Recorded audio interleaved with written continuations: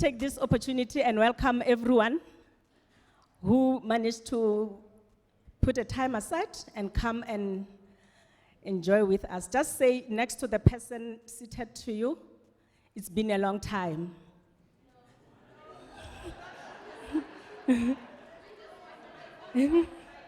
It's been a long time.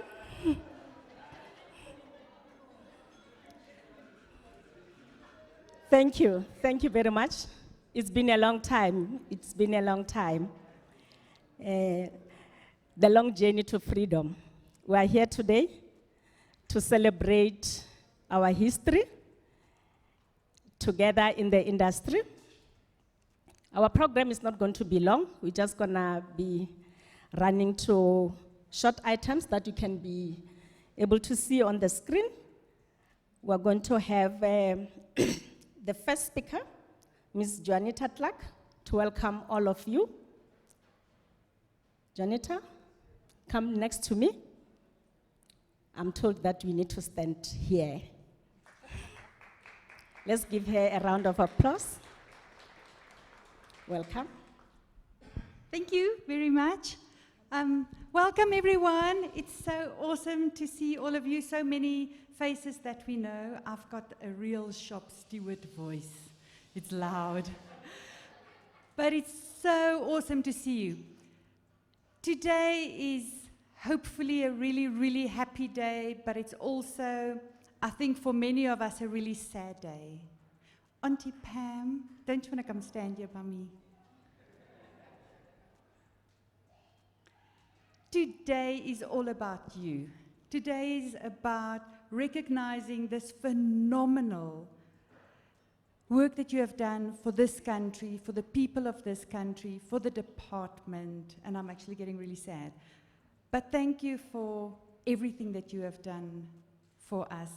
And I don't want to take my boss's speech away, but I just wanted to welcome you personally. You look amazing. If this is what retirement looks like, I'm retiring next week. Thank you, Auntie Pam.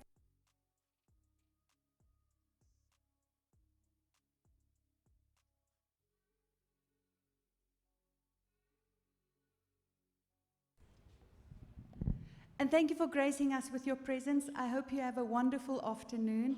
Welcome, colleagues and friends. Please have a wonderful afternoon. There's going to be some food set out, but everybody needs to take a moment and share a moment with Auntie Pam. Please take a photograph. All of these photos will be sent to her. Auntie Pam, you're leaving a phenomenal legacy behind, and it's a real honor and a real privilege to host you today. Thank you, Janet. You're almost all welcomed.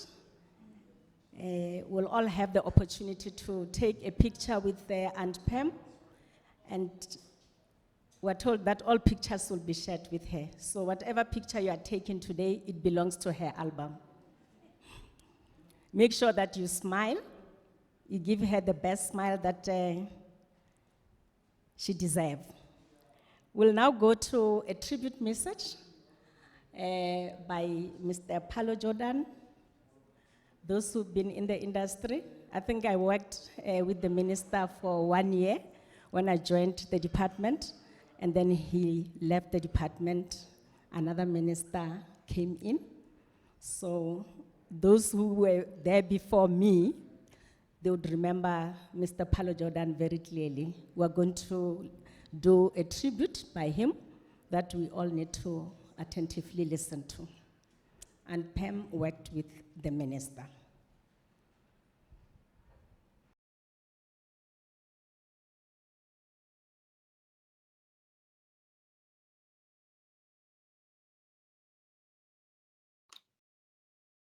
Hi, this is a farewell message for Pam Rakwati, as I knew her, whom I encountered while we were working on the ANC's first election campaign during 1994. I believe Pam was one of the comrades who was seconded to work with that team from one of the COSATU unions. And it was then that I think she came to my attention as a very effective, efficient, and a hardworking person. With her trade union background, she was one of the people who was always open to discussion. I suppose it is the very consultative and democratic tradition of the trade unions that she brought with her into the elections team. As you know, we won a very handsome majority in that first democratic election. And it's my belief that had they not stopped counting, the ANC would have won a two-thirds majority during that first democratic election. But I suppose there were wiser heads who felt that we didn't need that large a majority and that perhaps it would accommodate the other parties if we stopped counting, having demonstrated the ANC's numerical superiority over everyone else. As it is, I think we went into government with 63% majority. I recruited Pam to work with me as my personal assistant when I was appointed Minister of then Posts and Telecommunications. Why I recruited her was that I felt I needed someone who was diligent, someone who didn't fear hard work, and someone one could put your faith in. And I think she fulfilled all those expectations during the years that she worked as my PA. When I first moved into the ministry, I was given a secretary who had been with the Director General's office until then, a young Afrikaner woman. Nothing wrong with her. I think she was very diligent as well. But I preferred someone who I had chosen personally, and Pam was that person. We used to have to move between Pretoria and Cape Town in those days because Pretoria is the administrative capital and Cape Town was the legislative capital. That meant that in addition to a home in Gauteng, Pam would have to acquire accommodations in the Western Cape as well. She adapted very well to that. And I don't think I ever heard a complaint from her regarding the fact that she now had to have, in a sense, two homes, one in Gauteng and another one in the Western Cape. Uh, as someone who was dedicated to her work, I think she served me very well as a personal assistant. There was never an occasion when we had rough words. I don't think so, but maybe I have forgotten. When I was expected to go on trips, whether inside the country or outside, one could always rely on Pam to be ready to undertake whatever tasks you assign her. During those years, we took a number of trips inside South Africa itself, including areas like the Eastern Cape, including areas like then, well, what became Limpopo, and of course the Western Cape. She assisted me on one significant overseas trip, which was a trip to Germany, where we were trying to negotiate a deal with an emergent German telecommunications company. We were fortunate in that we were invited to Germany by the then Minister of Telecommunications. As people will remember, the German Democratic Republic, also sometimes referred to as East Germany, had collapsed in 1990 and had been assimilated into the Federal Republic of Germany by 1994. As part of the integration of the former German Democratic Republic into the Federal Republic of Germany, the West German telecommunications companies had extended the telecommunications network, and they claimed they have given the former German Democratic Republic a golden telecommunications network. Well, we were trying to negotiate something similar to that for our own telecommunications network in this country, and thought that a dialogue with the West Germans would be very good in that respect. Pam accompanied me as my PA on that particular trip, and I must say performed very, very well. In looking back on her service, one can say that she came to grasp the essentials of what we were trying to do very, very quickly.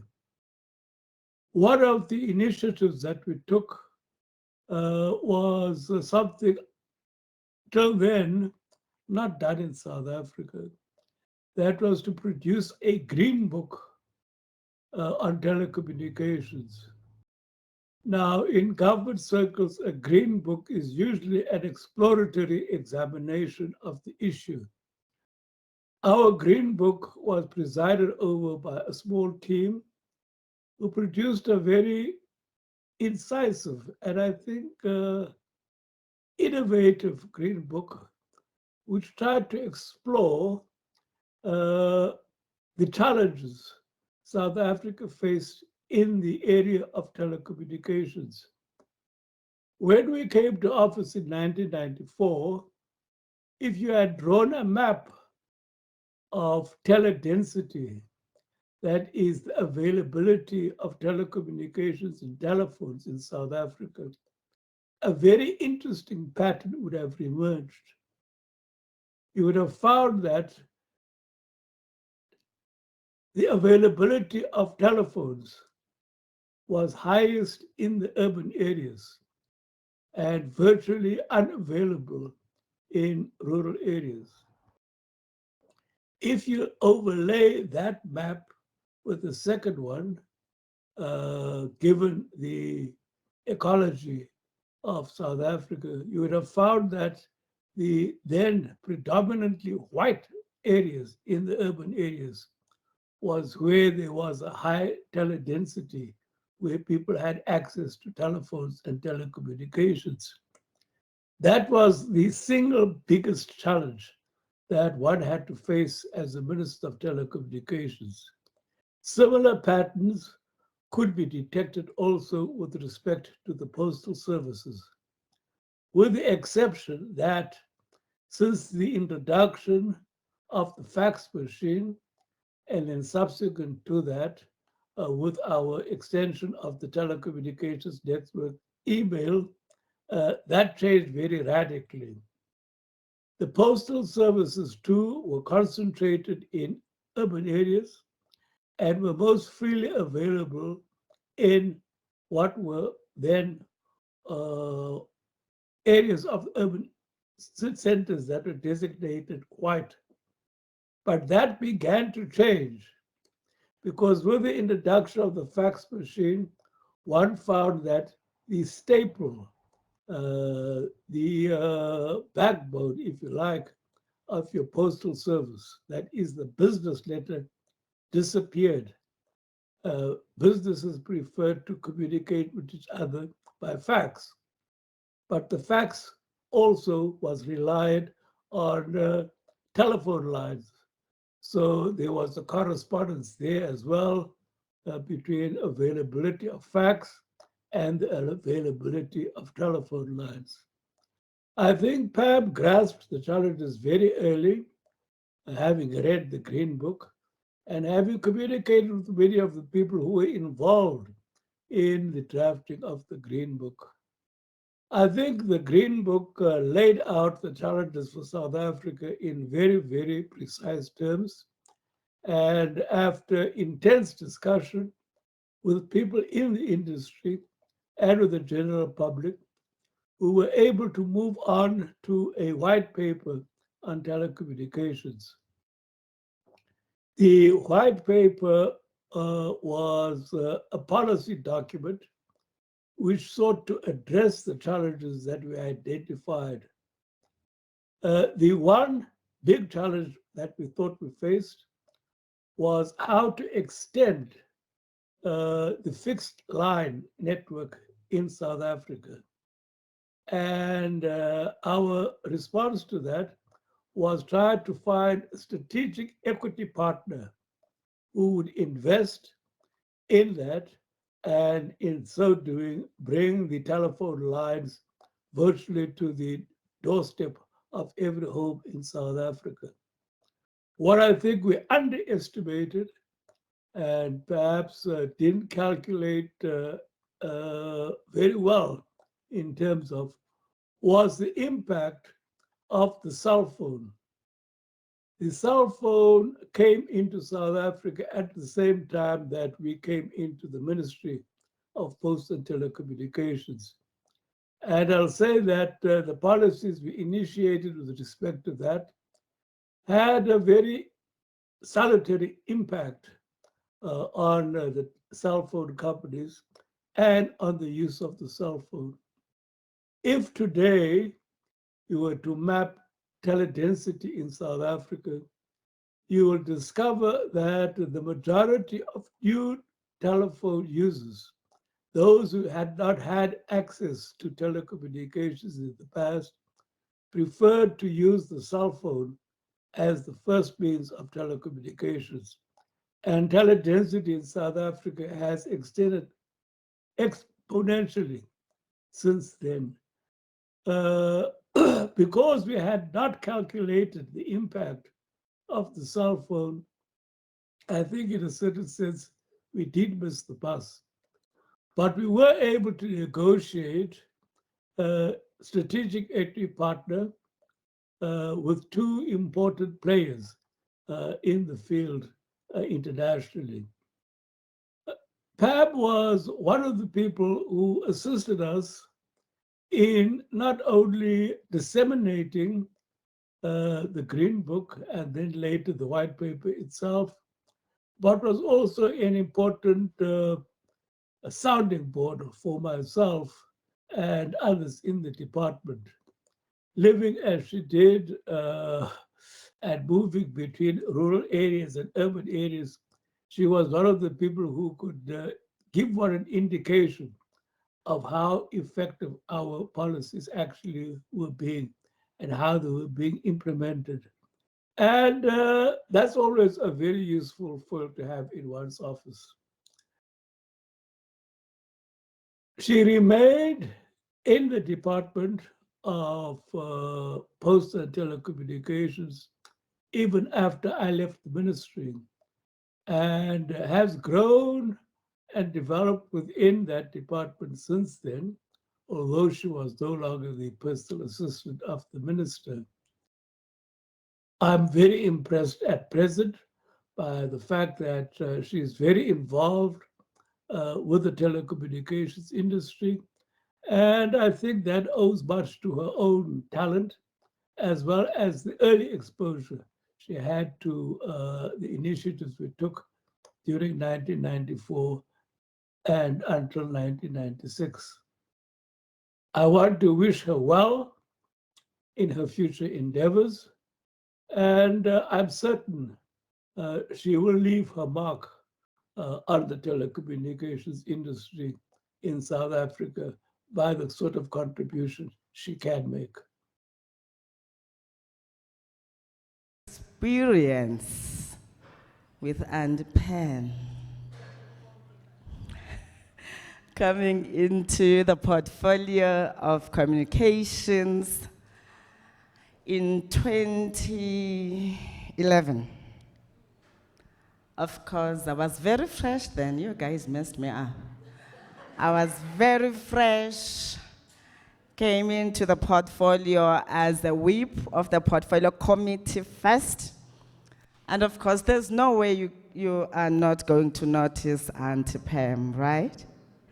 Bubbly as usual, very respectful, but she knows how to tell you to say shh. But of course, I was very energetic, as you know, yourselves. But then fast forward, 6 months down the line, we joined the department. And she will come to the office, my deputy minister. I was never deputy minister. I was head deputy minister. So I'm not very big on protocols. Hey, Auntie Pam, so call her to order. So we prepared to go for whatever event, and she will come for a briefing. No, my deputy minister, this is where you're going to sit. And I'm like, does it matter? But then I learned that it matters because it is not about Stella, it's about the position that Stella occupies at that particular period. And it is her that taught me that. Fast forward, many other years, before. Of course, I'm a ruralitarian, as you know. So the first thing I do when I get an opportunity is to say, we've got to take it to the people. How do the villagers understand the work of this portfolio? And trust me, and Pam will run with it. No, Minister, I've organized, Vodacom is going to do this, and I don't know what I should say to them. Because I realize that if it is her who's organizing sponsorships, I shame they come. Then when my office writes to them, hey, Deputy Minister, apologies. You know the minister requested this. Next time, Deputy Minister, you must let us know on time. They never say that to Auntie Pam. So I had no choice I had to make sure that I come closely to her because I wanted all those goodies, whatever she has said, but they will come. But when we take this work to the villagers, you know, in most cases, what we always observe, especially with our government officials from national, when they come to the provinces, I mean, like everybody data, and they take over. But she had a way of integrating into the structures that exist both at provincial and local level. And this, as I said, as we traveled to many provinces, you get that response from people who say, you have very good people who are kind-hearted in your department. And I'm like, oh, which one? You know, that lady called Pam. I'm like, all right. I'm not shocked she has to be the star of the show even here. But it's because of how she related with people. Of course, probably what gives her an advantage also is the fact that she goes to the same NGO that I go to, which teaches you the basic values of putting people first, something that is very rare these days. That when we arrive, we think ours is just to be VIPs, everybody must move away, we don't care what is it that you have planned, we are here now, move. But that spirit of saying, we are a government that serves people is what Auntie Pam lived. And I'm certain as I listen to Dr. Paulo Jordan, when he was talking about her, I'm certain that she would have made everyone very proud, even if she were to continue doing the work that she does. Fast forward, Stella is a minister. Auntie Pam now has to teach me new things, how I can't be wearing tracksuits on a flight when I'm traveling abroad. And I thought, I want to be comfortable. Hey, it's me, I put on my all-star, whatever. And then I've got to get lessons of what happens when you go abroad, getting off the plane. And these are the things that we take for granted. That's why I'm like, I have to talk to those, because we only focus on the office work and forget about how people would view us, because people don't have access to our offices, but they have access to the outcomes or outputs of the work that we do. Now, if their impressions of us are of people who are selfish and about themselves, then it means all that those that came before us fought for is gonna fall along the drain. And Auntie Pam was able to infuse all of this. I remember in one of the years, we were preparing for the January 8th. I did tell you that we subscribe to the same NGO. So there was one particular DJ. So she wants to go and do the work as expected of her as an activist. So this DJ is like, no, you must sign, you leave. So she sends a message. Minister, can you believe DJ is saying this? She doesn't want to release me. And I'm like, what did you say? She said, and I'm like, yes, you go and sign and leave from Auntie Pam. Akiri here, you have other responsibilities. So signing a form, you have to, or you go and engage the DJ, unfortunately. Because at times we have seen all of these things, that people will be summoned, and we can't explain when the opposition and others want us to account for spending some money in Gqeberha because we went for the organization. But it teaches us that we can work anywhere, because the kind of work that we do touches everyone, everywhere. Therefore, we can create programs, but after work, we can do what we love. And she excelled in that. She excelled in understanding that it is us that must protect our NGO first. Even for those that did not see the need to balance the two, but of course, we can't expect everyone to be an activist bureaucrat, but she really tried to influence many to understand the importance of that. As we traveled, again, I remember we were preparing for Cape Town. What is that we had? The budget vote, no, there was another one. ICC, a big event, AfricaCom, yes. And we had a bit of a situation, and yes, people were not happy. So she realizes that, you know, I'm not very nice, you, or at least you, all of you know here. So she sees ukuthi, yo, hey, madam today. And then she quickly comes and takes me, because she knows you, I feel for you, whoever you are responsible for the mood today.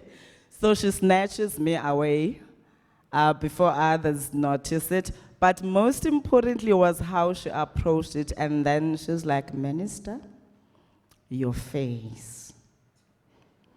People are looking, Minister. And we were hosted by some of the companies that were there. And by that time, because of the things that did not go well, I wasn't even sure what is it that this company is doing. So she had to quickly brief me, no, Minister, this is what you do.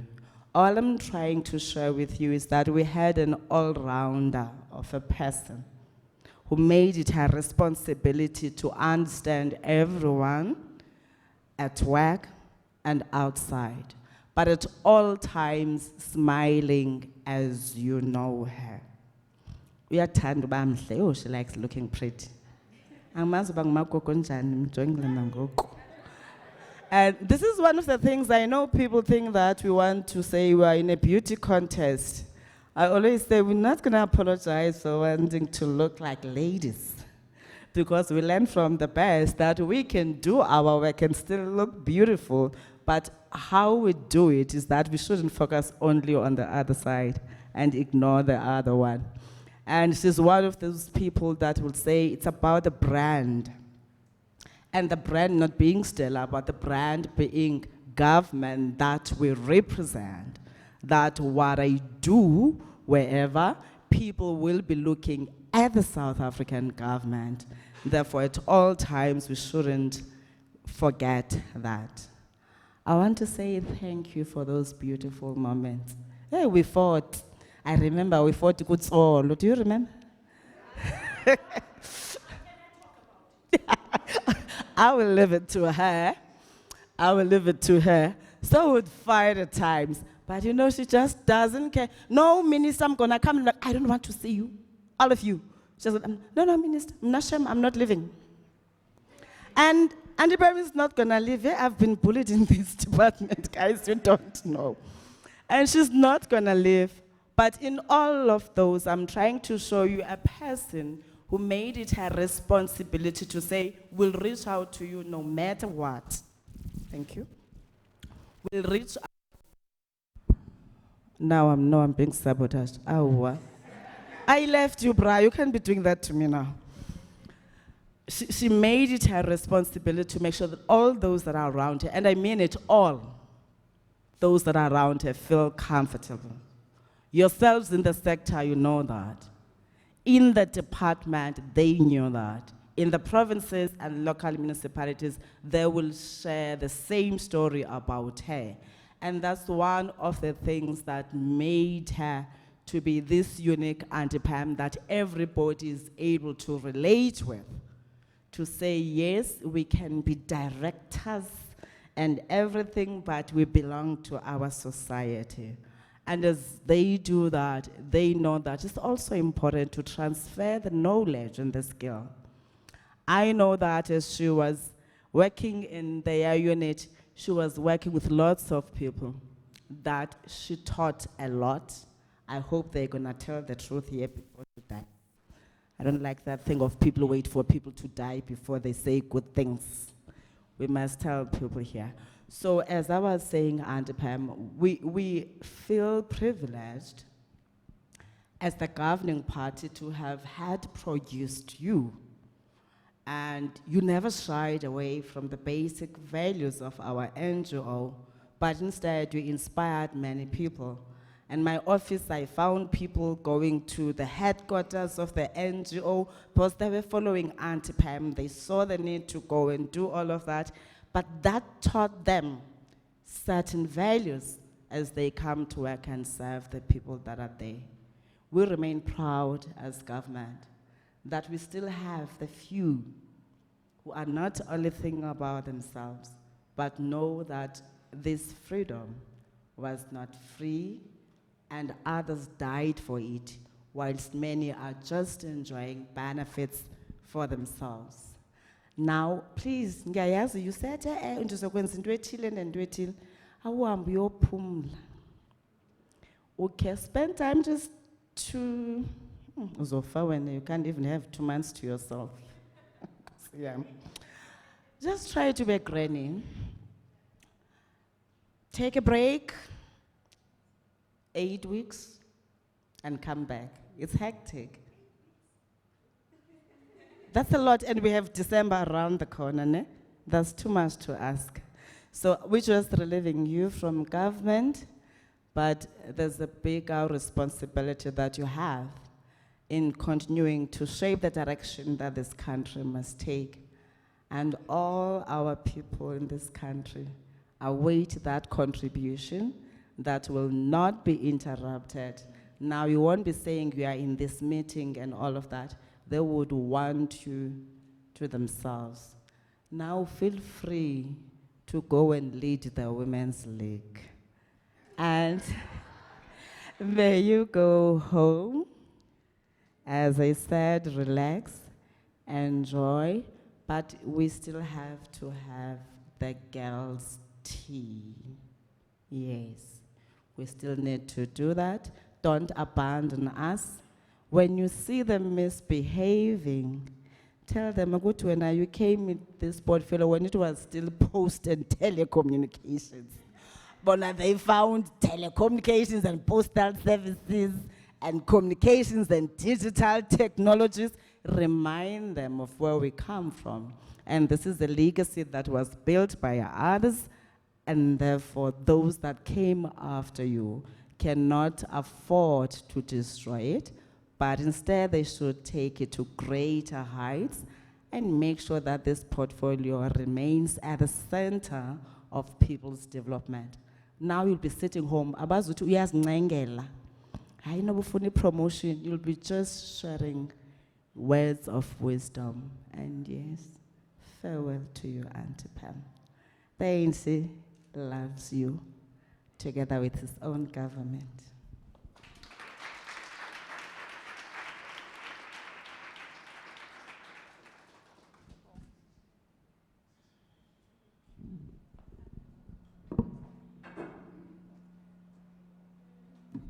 Thanks very much, Minister.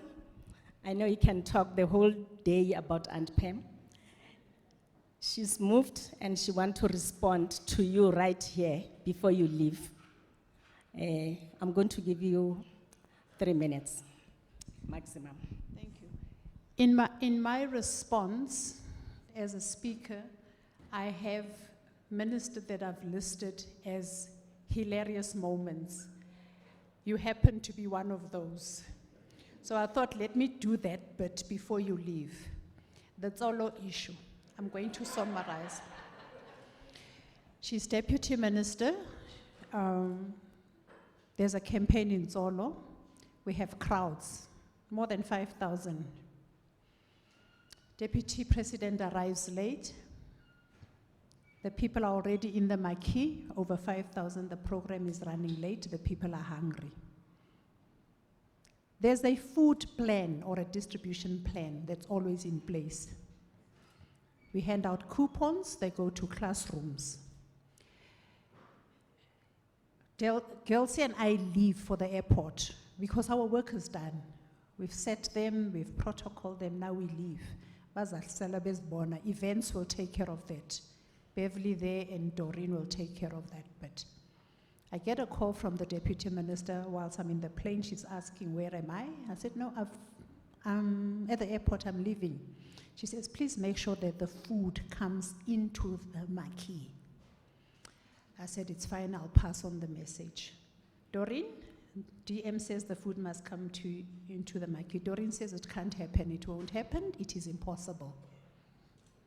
Doreen, go and tell the DM that, no, I don't have the liver to tell it to her. I leave. DM comes back, she sends her office to call me. The call goes, Auntie Pam, DM wants to see in her office. I said, what for? Hi man, what do you mean what for? This is the DM calling. I said, yeah, I need to prepare myself. Why does she want to see me? No, it's about catering it. No, I don't cater, I'm stakeholder relations. Tell her that I'm not in the catering business, she must speak to events. Or she wanted my chief director, who was Ali Mashishi at the time. I said, why does she want Ali? Ali doesn't cater either. He puts the call down, he comes back again. He says, no, it is about the issue in Netsolo where apparently you did not take instruction. I said, I'm on my way. As I walk into a boardroom, the events team are leaving. I say, hey, Lana. It's about this thing. They say, bye, Auntie Pam. I'm like, they are leaving me to this woman all by myself. But anyway, let's see how it goes. Uditi Manzini was in that meeting. It was a fighting match, ne? She says, everyone who does not obey my instructions, I do not want them at my events. I said, well, I'm going to be at your event. She says, we'll see. I said, you are very Suzobona. Ha. Didi, she says, hi, Pam, don't do that. She's doing that, nje. As I leave her office, I then apologize. Deputy Minister, I took your instructions, I forwarded them, they were not carried out. I do apologize. Fine. As I leave the office, I call events. When is the next event of the Deputy Minister? Because she has actually said that she does not want to see me anyway. They say, no, she's going at a certain place. I said, book my flight. I'm like, now Sizolwa manje.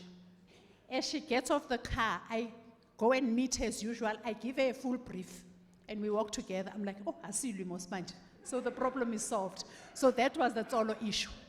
When she was Deputy Minister, we meet, when she was Deputy Minister Communications now, no longer DTPS, we meet at Maichwete's wedding. I'm saying to her, hey, now I can say it all because you can't fire me. You're not my boss. Let me tell you what we call you. You are the Deputy Minister of the Eastern Cape when?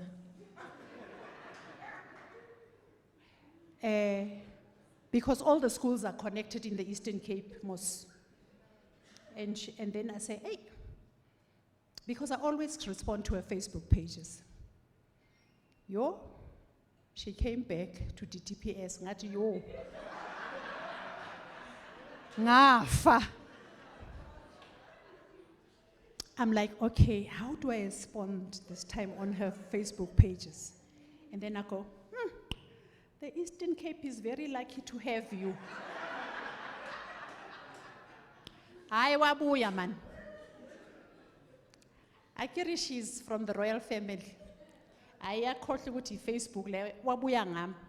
Listen here, Auntie Pam, Gauteng is very lucky to have you. She listed all the ministers in Gauteng. She said, you have the Premier, you have Makura, you have Obed Babel, you have Paul Mashatile, you have... So, Gauteng is lucky to have you. That was the last time I responded on her posts. That is Stella Ndabende Abrams for you. Thank you so much, Minister.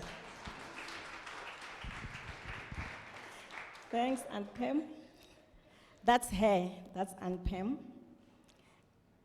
For the longest period, I did not even know her title in the department. Because if you want this, they say go to Aunt Pearl. If you want to go to Parliament, you must go to her. If you travel overseas, she must connect you with Roni Mamueba. If you want this, I actually didn't know her title for a very long time because she was doing everything. When the ANC conference is coming, she'll be knocking at each other's door. Did you apply for leave? Did you apply for leave? Don't go there if you have not applied for leave. I didn't even know then. I started working that I must apply for leave. But that's the wisdom from her. We're going to move to a tribute message by Justice Khumalo. Justice.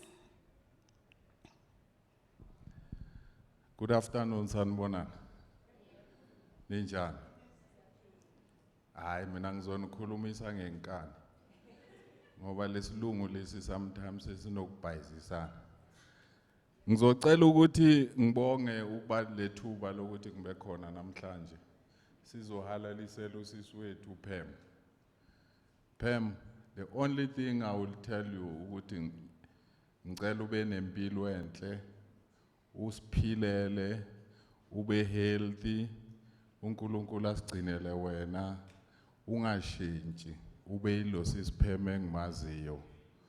By the way, usisipheme lo sisi lo. I know her before we went to government in 1994. Usisi wase Alexander. Yabona Alexander, mawungahlali khona uyabonakala.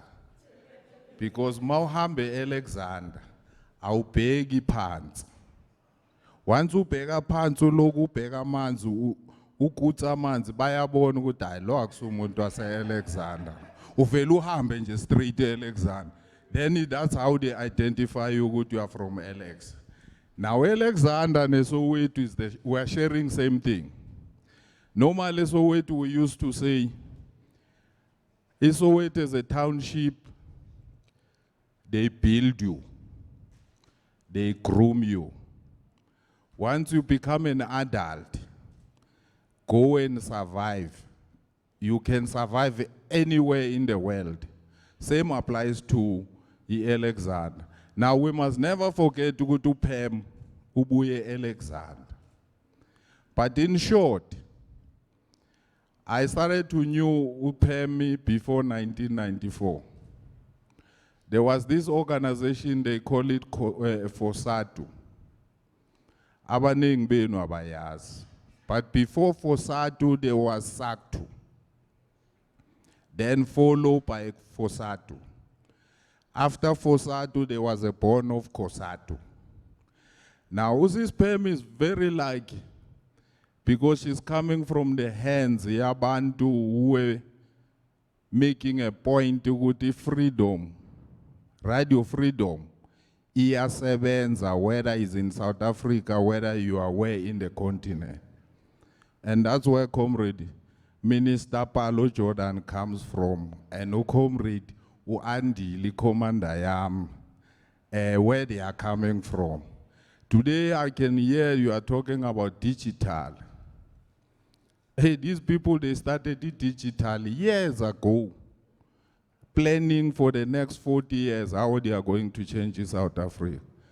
But to cut the matter short, after 1994, myself and Usis Pam were assigned to Comrade Paulo Jordan. That's where we started your communication that you are proud of today. Because you know why? We had to do all the dirty works by then. Because we had to go, myself and Pam and Minister Paulo Jordan, I can see Chief Wam Segas Kulele Shem. Godwa, he has done a lot. So we had to go to former Buputatswana to go and force those people to integrate to SABC while they were resisting. Immediately after that, we had to go to Venda. We had to go to Eastern Cape. We had to go to SABC itself because SABC kwayona bekuyi problem because bekuna lento ebizwa ngeAfrikaans bare SAUK.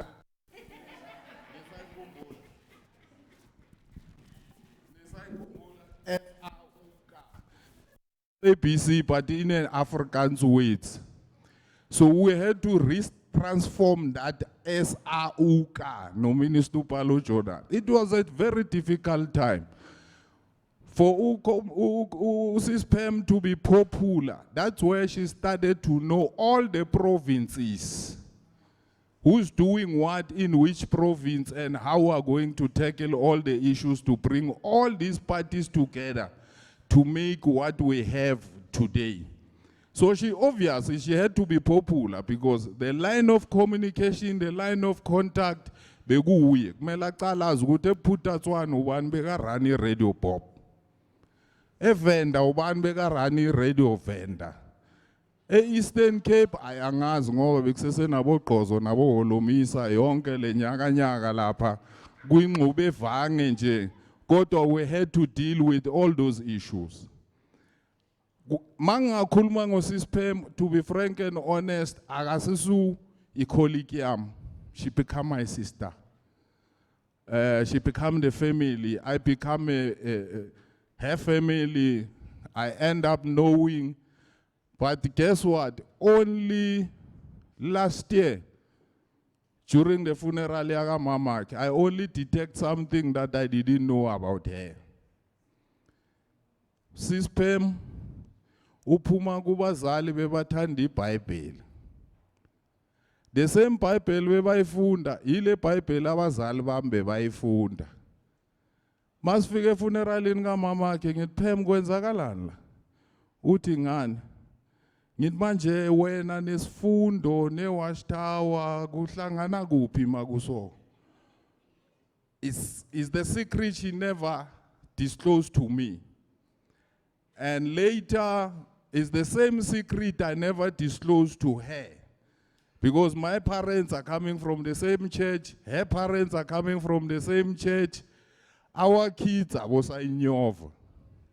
Our kids are also in Yova because me and Pemsa decide to take a short left, and we say we are going to defend the ANC in all cost. It doesn't matter what happened. When the comrade Andile comes on board, sakhabula more. And that's where we make the point to go, it department le namhlanje ni proud ngayo. I work with USISPEM for the next 5 years, no, Minister Paulo Jordan. Somewhere Minister Paulo Jordan, mamshayi judo bamxosha, kubu minister, wathi kwedini awindawo. Sizobalungisa. After 2-3 weeks, angazi uhlokoloze phambi amabhathini, bathi kumele abuyiselwa bo-minister. Wathi kodini sesiyiqalile futhi le nto siqhubeka ngayo. So, but in a nutshell, ngibona nosisi wami la kudala ngakugcina siyabonga sisi wami. Sibonga kakhulu. But sisphem angifuni ucoca kakhulu indaba zethu namakunutu wethu. But you are more than my sister, you are more than my mother, you are more than my grandmother, you are more than my father. I've been with you for many years. Before many people start to know UPEM, government. I know you. Abantwana bakho abantwana bami abantwana ushadise bonke abantwana bami uPhem uyabeka mbesa bonke abantu basemzini. That's how our relationship developed. Ungcwabe some of my kids. That's how our relation developed. But nje angifuni ukukhuluma kakhulu into engizoyicela nje kusisi wami ukuthi thatha umoya ukubeke phansi isikhathi sifikile. ANC yakuvurva makunama event, i-government yakuvurva, too honest to anybody. Ama-funeral huwe, ama-campaign huwe, i-government huwe, everything is about CISPEM. Na i-December yeza, uzobubona bani? January 8 makusika ikhekhe uzobubona bani? Yonke le ngxube evanga uSiSPEM. Yehlisa kancane sisiwami uNkulunkulu usasibongile usavumile ukuthi asiphe wena usiphilele ngicela leminyaka esele emincane sisebenzise very constructive. I don't want to lose you. I can't be nothing without you. I thank you very much all of you abebasebenza noPhem sithi siyabonga usesemuhle ngendlela engimazayiyo. Thank you very much.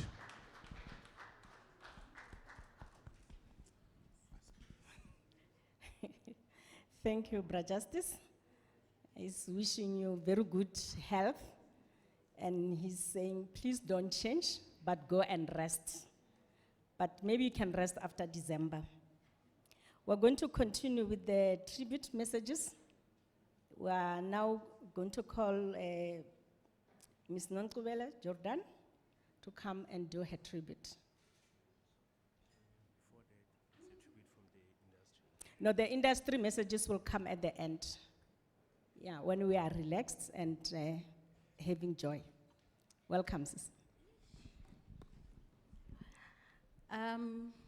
Greetings. I have to greet people not only who mean so much to me, but have really shaped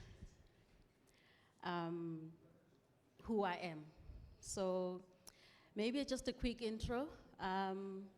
My name is Nonkubela Jordan Gyani. I've known Pam since 2001. And I'm still going to come to it. But I came into the sector literally as a child. And there have been so many people who have absolutely shaped and influenced me, and I'm seeing more faces around the room, and it's such a privilege. So it's a privilege for me to be here.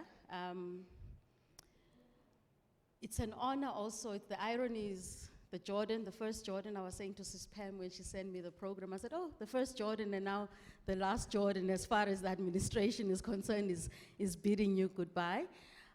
So it means a lot, and for those of you, I think over the years I've had to disclose, no, I'm not married to Upalo.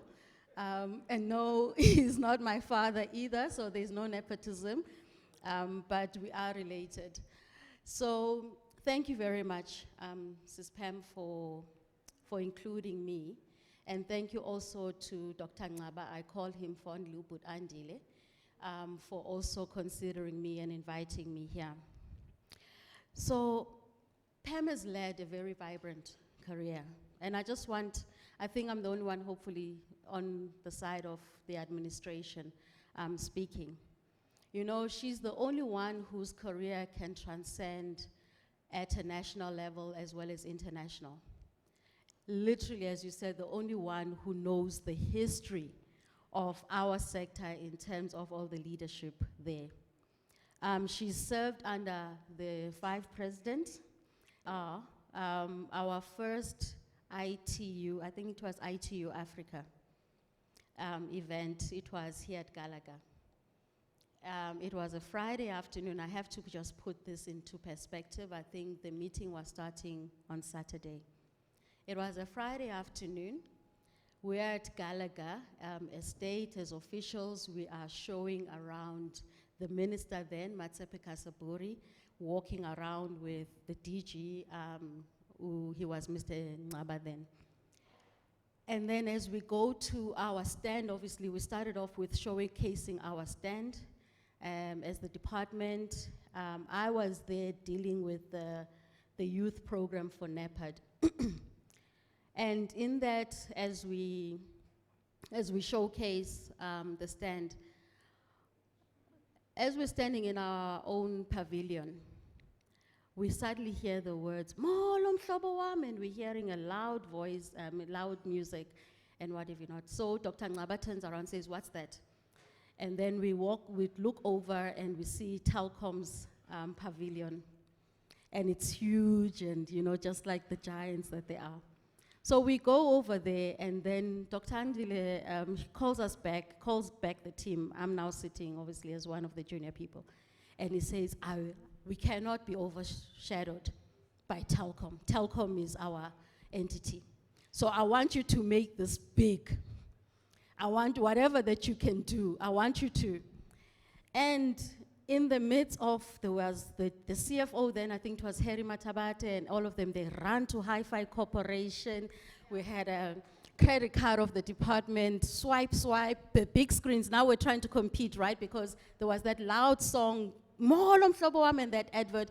And so they've been given a mandate to say, you have to overrun that. And so there we are, they buy the screens and what have you not.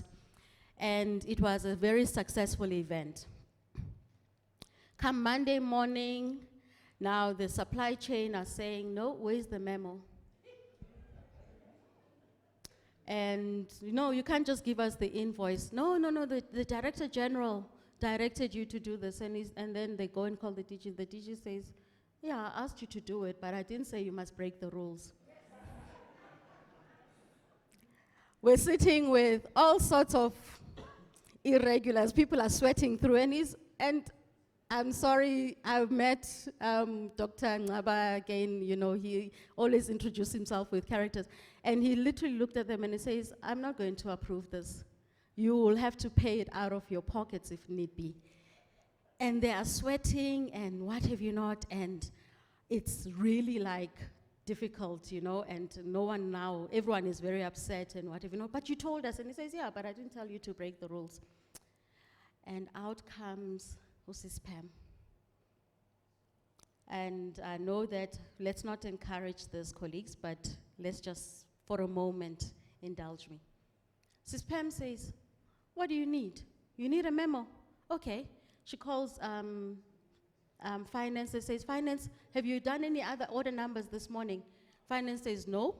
And then they're like, "Oh, okay, no, that's fine. Quickly, draft a memo. Put the date there, Friday. Finance, give me an order number.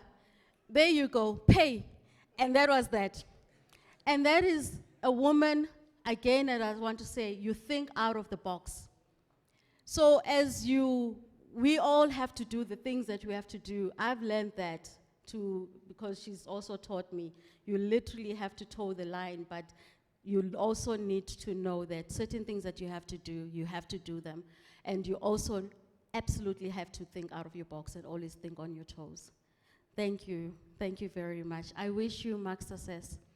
I have looked up to you. You've been my sister, you've been my pillar. You have been my wings. And I don't know what the next chapter is going to be like, but I know that you're a phone call away, and I hope Charmaine will still allow me to call.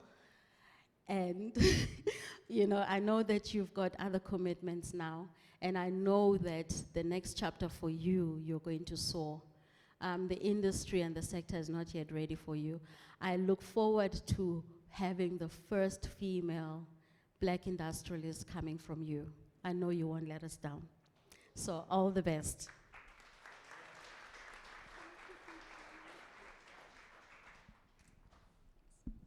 Thank you very much, madam. The breaking news, yes, we get from Anpel. She sent them around 2 o'clock, 3 o'clock in the morning. Did you hear? This happened. But she doesn't stop there, indeed. She then come up with a plan. I remember the funeral of Miss May Songisa.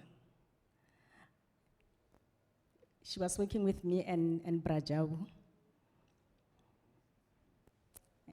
When Pam announced that message, she also put a team of a society in the department. We were all moved to that house to cook, to clean in Zongisa's house. I said, Pam, I don't belong to society. She said, we are going to cook here, whether you are a director or not. So that's how she acts when she breaks the news. We'll now give this opportunity to Director Ngaba, the DG.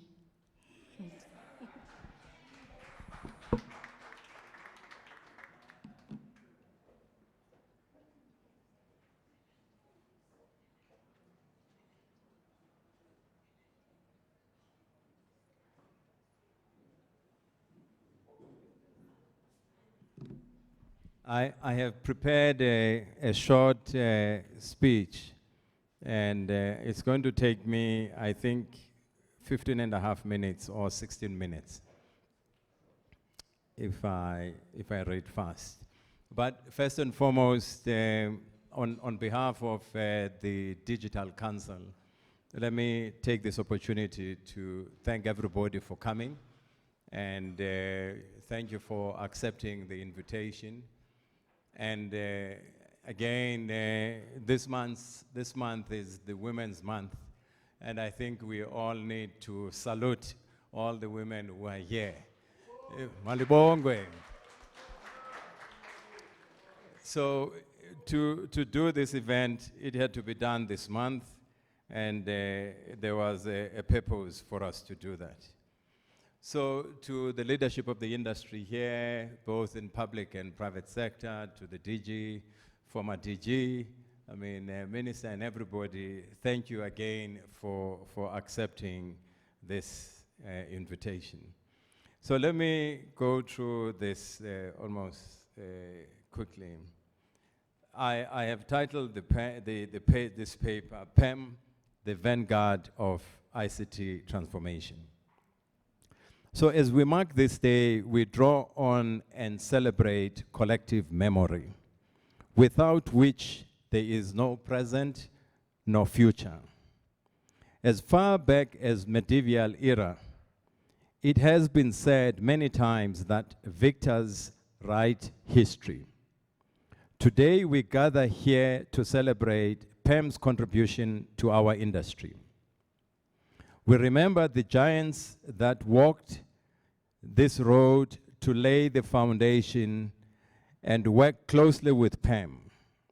We salute them, Dr. Ivy Matsipe Kasaburi, Roy Padayash, Jackson Mtembu, Eddie Funde, Lebias Lesebu, Chose Chwewu, Soli Makwetla, Nape Mayepa, Pagamile Pongwana, Buntlenyana, Mukhele, Muzi Makanye, and many others. We salute them. We wave our banner to these heroes and heroines. the gallant fighters of our industry's transformation. Their names will be written in our industry hall of fame as people who lay the foundation of change. Please allow me to take a short detour to refer to the 60th anniversary of Umkhonto weSizwe, where Communications Department event that was hosted at the Military Museum last December.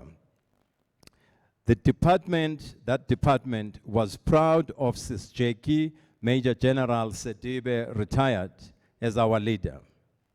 Sis-Jackie was amongst the first cadres to train in military communications in Odessa, the then Soviet Union. She is part of Luthuli detachment. These are sons and daughters that were trained in military in the early 1960s. The celebration last December recorded the history of MK Communications Unit, known as Kulikov. We reflected on battles the units fought in the Northern and Eastern Front, in Angola, in the underground inside the country. The young people that helped us record that 60th history interviewed all the members are the ones who are here today. Thank you, Sipho. So they interviewed Luthuli Detachment, June 16th, Madinoha, Isandlwane, Young Lions, and many others. We had resolved that without structuring and presenting our history, it would be written by others. The discussions also reflected on today 3 domains or theaters of war: military, economic, and technology. In each of these, there are complexities and overlaps. We resolved to continue recording that history. I must state that cryptography and steganography used by Kulikov could not be cracked or broken by the enemies of the time. It is members of MK Communications that swelled the ranks of SANDF today, the NCC in intelligence, and some who came to Department of Communications, like Mtobele Tengimfene, Mogeze Chongweni, Elijah Maseko, and many others. These are people, as a number, a petabyte means 1024 terabytes, or 1,000,000 gigabytes. So the average adult human brain has an ability to store an equivalent of 2.5 million gigabytes digital memory. But more importantly, enjoy the 6th floor, fam. Do what you want. Be like Steve Biko. I write what I like. NgesiXhosa ke kuthiwa inyathi ibuzwa kwabaphambili. Enkosi.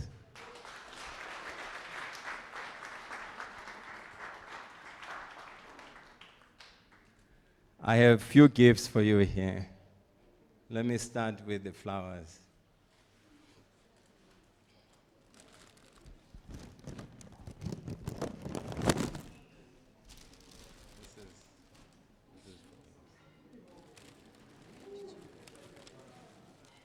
And we have prepared a book of pictures over the last 30 years.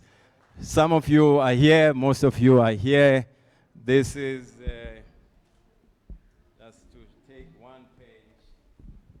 This is, I think, a picture of Pam. She was nice and Eli Gigi. With Sis Ivy, President Mbeki, Pumzile, and many others, Lindol, and everyone else. All the pictures are here. Here you are, here. No gray hair, look at you. Thank you very much.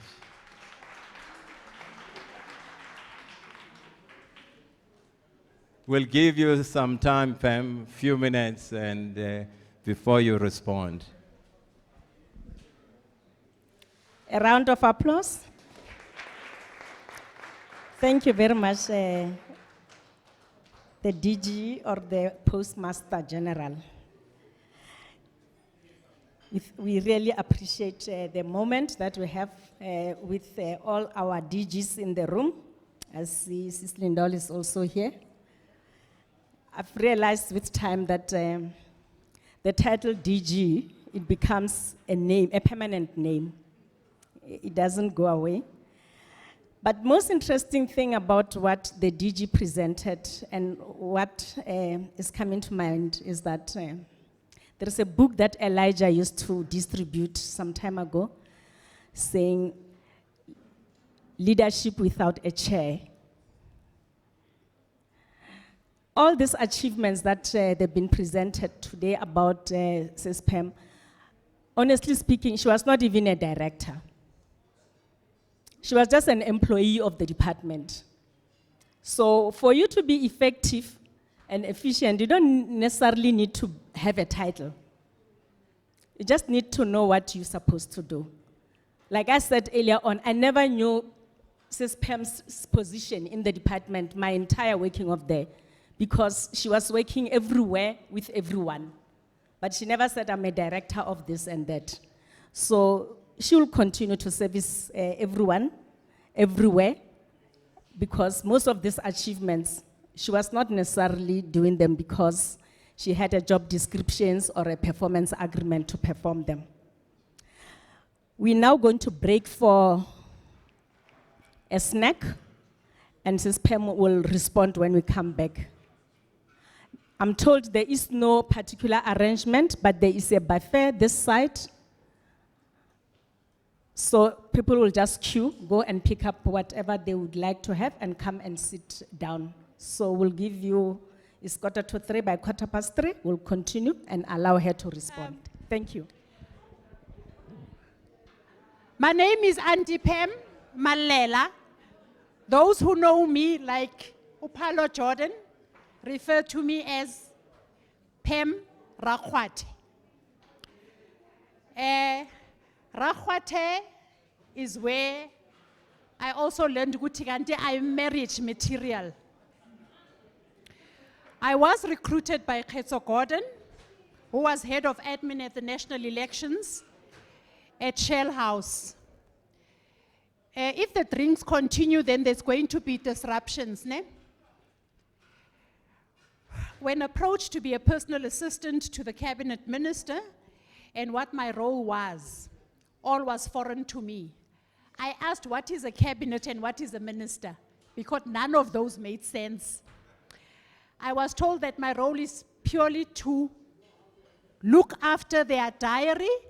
I tell them where to go, when, and how. I thought, these are most my normal tactics, bullying. I said, that is easy. To tell someone where to go, why not to? And no, I think I can do this. It was worse when I was told who the minister would be. It was Paulo Jordan. I'm like, this man hardly even speaks to me. He doesn't even greet me when he sees me. But again, let us try it out. That was the beginning of an era in government. Coming from the trade unions, I managed to screen and resolve militant calls from Portwa. That was led by the time the national office bearer was Lefty Ramateo Munyokolo. The incorporation of the former TV states was amongst the matters the ministry and the department had to deal with at the time. It was not too long when I quickly had to grasp the difference between government and the political office. A rude awakening from my minister when I took a day's leave and thinking I had to assist him during an NEC meeting of the ANC. It was an abrupt reminder that I must continue doing what I took leave for, and that I'm not his responsibility where the ANC is involved. I'm a PA at government offices and not at the ANC. To this day, I never wore party regalia at the office, not even on a Friday at the famous function room, Nkululeko House, Block C, Iparioli Office Park, named by the first DG of the department, Dr. Andy Lengab. We always looked forward to those Friday sessions where Umkhabulo was discussed. For the new DDGs and those who don't know, this is where the actual switchboard room is, and the training. That is where we had our umkhabulo. Every time I received a call from Mary Mkatane, who was the president's PA, it was always associated with President Mandela seeking advice from Minister Jordan. That meeting took place the following morning and hardly lasted 5 minutes. Urgent instructions sent out to all PAs to inform all ministers to remain at Parliament precinct for an important announcement. Chris Liebenberg is leaving as finance minister at the time, so they will ordinarily discuss the new minister. It was me thinking. Little did we know that it was Minister Jordan who was asked to leave, and Jay Naidu is the new minister. All ANC DIP statements were vetted and signed off by Comrade Palu. When Ronnie Mamwepa faxed the one about minister, he just okayed it without even fixing the English. The first ministry to introduce a discussion document known as a green paper and subsequently a white paper, leading to policy document for future legislation. This process was preceded by a gathering of experts in the ICT field that existed long before the dawn of democracy. The Center for Development of Information Telecommunications Policy, the CDITP, headed by no other than Dr. Andile Ngcaba. Most of the members are gathered here today. I still value and continue to be part of this team. The discussions of acquiring a strategic equity partner for Telkom was initiated by Minister Paulo Jordan and his team, led by the first Director General in the new administration, Dr. Andile Ngcaba. This title, Postmaster General, and held by Advocate Ters Oosthuizen at the then Post Office, by the then Post and Telecommunications, the PIT. It was then changed to Director General. The merger of Telkom and Post Office further led to broadcasting under one banner, changing the department to Post, Telecommunications, and Broadcasting Services. Then Department of Communications, and now DCDT. The process of convergence also led to the regulators being merged from IBA to SATRA, then ICASA. I'm going to show you the ministers that I served under this portfolio from 1 June 1994 until my last day, 31 July 2022. In that order, 1 up to 10. Paulo J. Ivis Piwe Roy, Dina Eunice Yabonga, Stella Ndabeni, Kumbutso Nchabeni. We also had 4 ministers of communications after the third administration, namely Faith, Nomvula Nkensani, and Ayanda. These were later merged back to Department of Communications and Digital Technology with this administration. I'd like to share with you the highlights of all the processes that I became part of. In 1994, between 1993 and 1996, the community radio stations were established and the strategic equity partner for Telkom. The first picture is where I'm seated in the first slide, very young and innocent, very thin. And I would like to also take you through the Nelson Mandela in Geneva for Telecom 1995. At the time, we still had Ters Oosthuizen as the Postmaster General. Now, we were now invited back into the ITU, which was the International Telecommunications Union. At the time, the Kyoto Protocol was signed, where South Africa was actually granted permission to be on the International Forum of Telecommunications. The speech, acceptance speech, was written none other than Andile Ngcaba. He was not even a DG at the time, but he wrote that acceptance speech.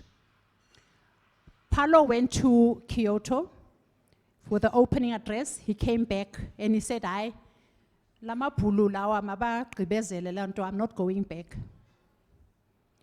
The ministers on the continent insisted that he comes back.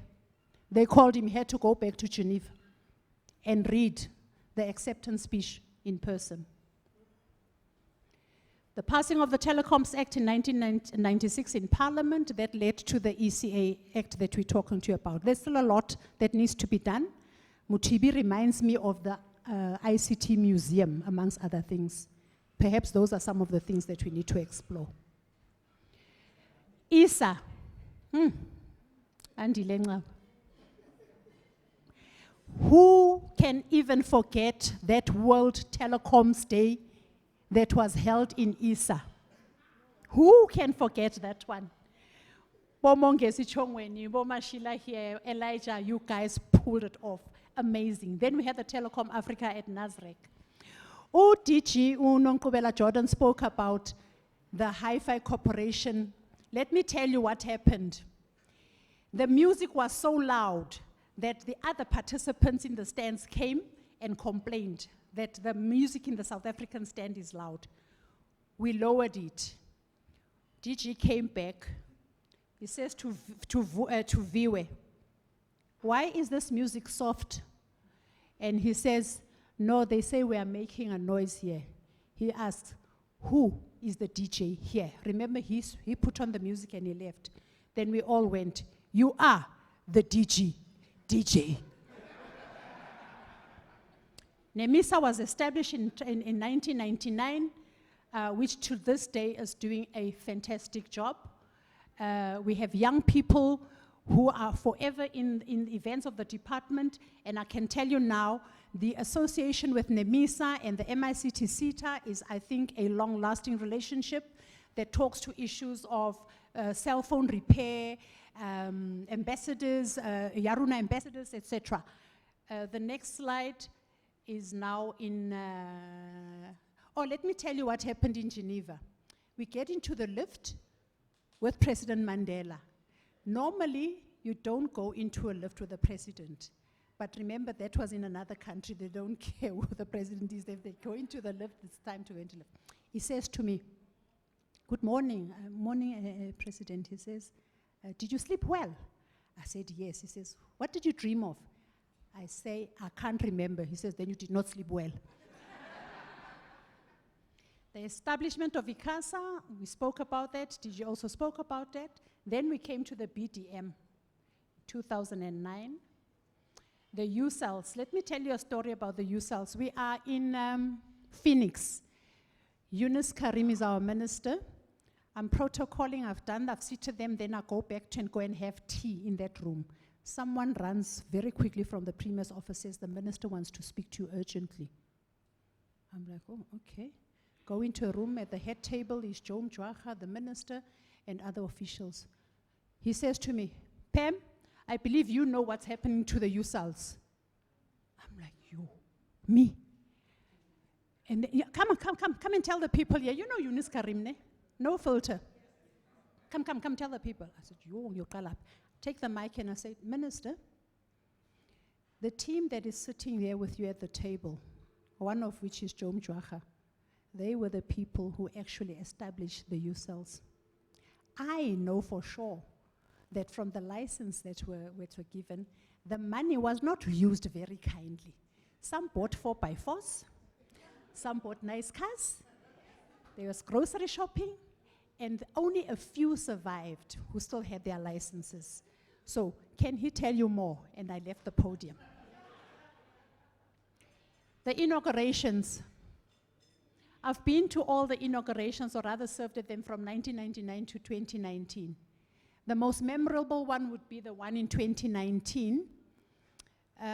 There's fun and games in inaugurations. I remember when you sent out the invites, I was heading the invitations team in the president's. The bullying did not stop. I leave department, I go and head invitations in the president's. Then you have to closely monitor the news. We've sent out invitations to the CEO of the Weather Bureau. He's now suspended the following day. I get to the office, I'm like, guys, what are we going to do? He's invited and now he's suspended. The one says, Aibo, why did he give us the wrong weather predictions?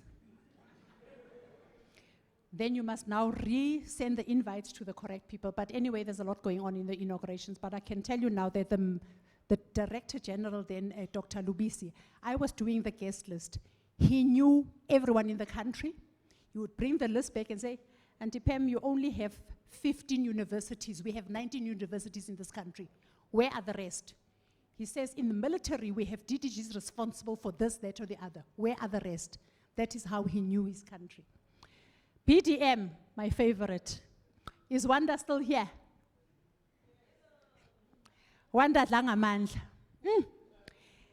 This is the most interesting part that I have actually been involved in. Some of you who watch who looked at my WhatsApp spaces, you will also know that I would post BDM from here. However, here's the difference between any other minister that did the BDM and this one. Kumbuzo. I call her cash and carry. She doesn't mind whatever falls in the way that she has touched, she couldn't be bothered. Ne? We're not going to talk about the war now, ne? She's not here.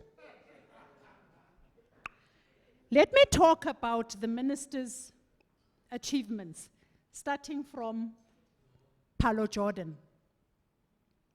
He was the master of colloquium. The Mount Grace Hotel, the establishment of the NTF, the white paper. J. Naidu, leapfrogging, always in the speech. Information superhighway, the 4x4s, how can we forget those? Which later cost him his job because we were busy campaigning in the country for the next general elections, 4x4, okay? Thabo Mbeki did not play games, he got back, he was no longer minister. Ivy Matsipe Kasapuri, she established PIAC, the Presidential International Advisory Council, which till this day, the memories would last forever. Again, headed by Andile Ngaba, established the AAC, which was the African Advisory Council, the Rwanda Protocol Indol, how can we forget? Local loop unbundling. Hey, this subject went on and on and on. I'm still hearing about it in 2014. Is it unbundled, colleagues? I don't know. The community radio stations, Kasapuri was actually influential in giving Alexandra FM the first license for that radio station. Proud of her. General Nyanda. Wanda, what you are calling digital whatever was actually called Digital Zonga, and it was established in 2009. The word Zonga is a Shivenda name for Africa, ne? South Africa or Africa. The manufacturing of STB started in General Nyanda's era. He was very brave, that man, a real general. The lowering of interconnecting fees was done by him, by a mere phone call, to say to Luthuli House, this is what we're going to tell the Shamils of this world. You know, that this is going to happen, not when. Tomorrow you're going to make an announcement and things happen. They can. You don't have to wait for a law or whatever. Lowering of mobile telephony, voice calls. Roy Podayach. Very ambitious. Opened a factory of STBs in Phoenix long before the process was approved. I don't know where the STBs are, ne? But wonder we are running short of STBs. You can go check in Phoenix. Dinapule. What comes to mind? ICT Indaba, we say no more. Yunus Karim, SIP 15, and the SA Connect. Siyabonga Gwele, the ICT white paper in 2016-2017, the lowering cost of data, it was done by him, and also the Competition Commission that introduced price transparency model, the National ICT Forum. I am very proud to say that in all the chambers that we had, the only one that is still standing is the SMME chamber, proudly headed by the late Muzi Makaye, who left this to the current managing director, who is Loiso Dira now, who is running with it like crazy. Thank you for keeping the chamber. Stella Ndabeni Abrams, the ICT School Laboratories. I told you that the Eastern Cape, South Africa was in the Eastern Cape. We spoke about that. Kumbuzo Chaben. She says to me, Auntie Pam, what are you going to say about me? I said, no, I can't tell you now. You're going to fire me before I leave. But as I was telling is spectrum. Ooh. Spectrum gone. The DTT, switching off of analog transmitters in 5 provinces over 6 months. What I liked about what Minister Chabeni has done is that she did not say the project must do what other ministers did. Go door to door, say, do you have an HD TV? Do you have analog? She says, switch off, let's hear what they say. Wow. A few days later, we are in court, but we'll talk about it later. The hilarious moment of Paulo Jordan. I'm his PA, I'm sitting in TTN, Telkom North Towers. The call comes in. Hello, and a very heavy Afrikaans accent. Hello, can I speak to the minister? Yes, sir. May I ask who's calling? It's the Ernest Grill, the premier in the Western Cape. Transfer the call. Minister, Ernest Grill is on the line. He went, say more, man. I said, okay, minister, thank you. What was I thanking? I don't know. Now I have to regather myself what to say to Ernest Grill.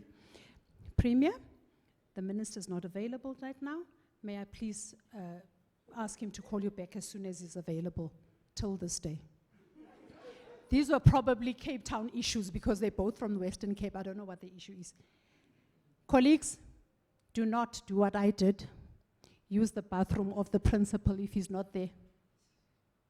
You know, ministers have their private bathrooms, ne? So I had an emergency. It was a Wednesday. He's gone to cabinet. He goes to cabinet every Wednesday. I go into the bathroom. He's gone to cabinet. It's after 8. I sit. I hear the sound of, he used to sing these Zion songs that had no tune. I'm like, yo, there's the minister. Now I'm praying, Jehovah God, God Almighty, please don't let him come in here. I know this is his toilet. Please, because then I look around, I'm looking for a duster or handy Andy so that I'll be the one cleaning. There's none of those. And I'm praying, dear Lord, God of mercy, God of Israel, don't let him in. And indeed, the God I pray did not let him in. And then he left. Can you imagine if he had come in? We both was going to be shocked, him and I. Do not. Jay Naidu, his mood was detected by his footstep. There's a long corridor at 120 Plain Street. If he does not greet from the first office, and we just hear his footsteps until where he comes to me, then I know, today is bad news. He would arrive there by me, and he's going to go, get the hang, get swelake, get sibiletso. Sure. Minister, who do you want first? Just bloody well get them all, man. I don't care about the order. Now, whoever had made him mad, I think that was during the IBA triple inquiry. That was then the SAP question. He was asked a question in Parliament. We are sitting in his office. He did not know there was a follow-up question he did not have answers to. He called the office. He said, no one leaves. You are all in trouble. Why do you embarrass me? I tell the whole office, Guti J is coming, guys. There's trouble in paradise, we're in trouble. What do? Do we call Lucy? She must bring all the children so that it just can be busy? What do we do? Hey, I don't know. Naima, what can you do? Naima has got some chocolate crunchy sweets. I take the follow-up response to the question. I put all those sweets in the page. I go to Parliament. I call him out. He comes and sits. I open where the chocolates are. He goes, yeah, you see, you guys, you don't listen. But next time, don't do this. We had ways of getting to them. Ivy Matsepe Kasapuri. We were in Gallagher Estate. She was already at the podium. I had to print her speech. When I printed her speech, she had already started with the intro. I left the speech on there and I sat. And I was listening to her like, Naiman, why is she now not? Because by the time you finish, you already know the content, you know? I'm like, yo, this minister, I can't hear what she's saying. And then she continues and she talks and she talks. I go back to the ops room. There was no paper in the printing machine. The last 3 pages of the speech had printed while I had left. Someone loaded. I'm thinking, today, I'm dead. As she come down to come and sit at the table, I go, hi, minister, I was man. You did that on top of the... She says, yeah, who do you think I am? That was it. One of her sisters died in the East Rand. To me, she's a minister. When she's there, ke mamkhulu. Minister this, minister this. Hey, Pam, there's no minister here. It's mamkhulu. There were a lot of flowers, and the family said, no, we don't want all these flowers. She takes Max. They go to a cemetery nearby. Max, go and look for all the graves that have ANC logos and the SACP logos. And they were laying wreaths the whole time. That was Ivy.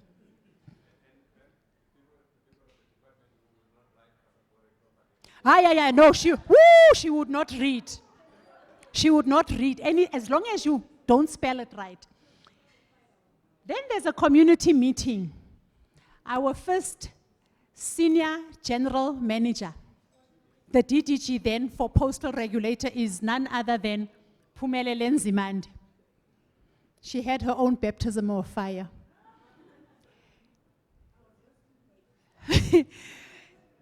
You were rescued by DG. This minister's speech was not given to her a night before, day before. It was given to her on the day. She sat at stage, and when it was her time to speak, either she stood up or she said, I don't know what they wrote here. I'm not going to say things I don't know of. Phumelele batshele ukuthi ubhaleni.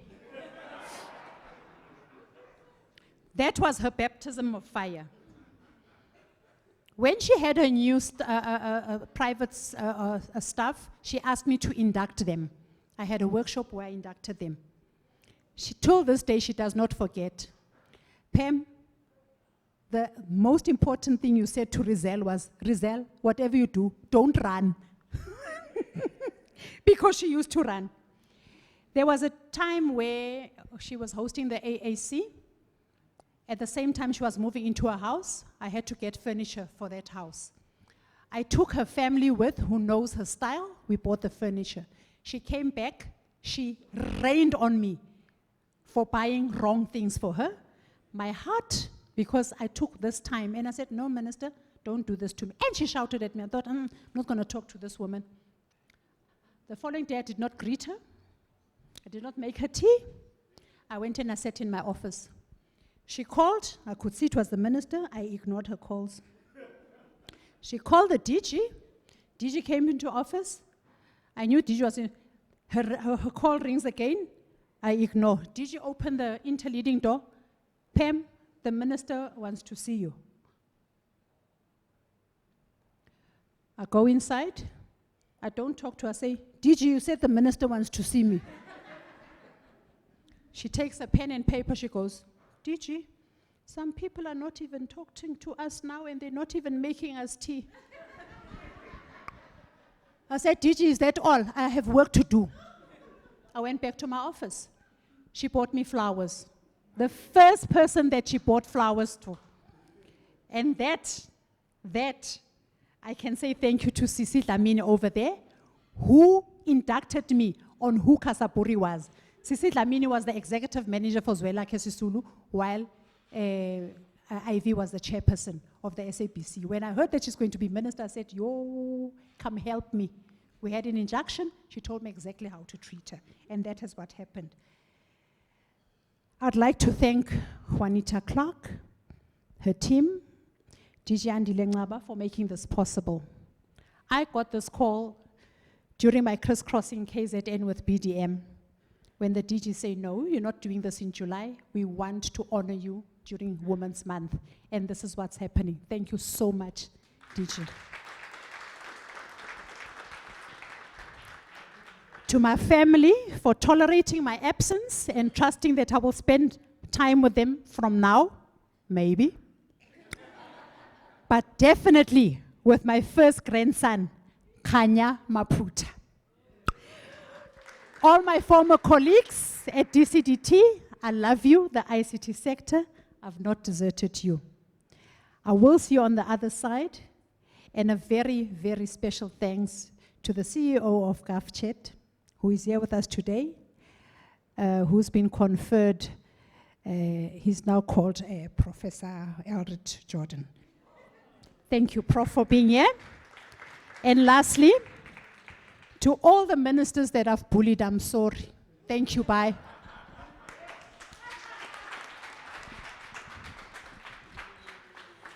Thank you very much, and Pam. Can we just do our own last hands of applause for ourselves? Especially that we set aside time to listen to her responses and all the history. So everyone has been represented by the history that Anpel has presented. We all know that one way or another, we're part of that story. We are going to, I don't even want to repeat anything that she said. The spelling of Matsipa Kasaburu was a nightmare for me. Coming from Limpopo to Limpopo and starting to write Kasaburi, she always threw the file against me. But we learn. Then somebody said, please, every time you write it somewhere on the board so that you don't misspell it. But it was a nightmare. We're now going to have the tribute messages from the industry. If you can just give yourself, I don't know how long is this gonna be. They're saying it's 15 minutes. It's 15 minutes. It's very refreshing. Very, very refreshing. So you can just take another 15 minutes, then we'll be done. In a very short time period, we'll be done.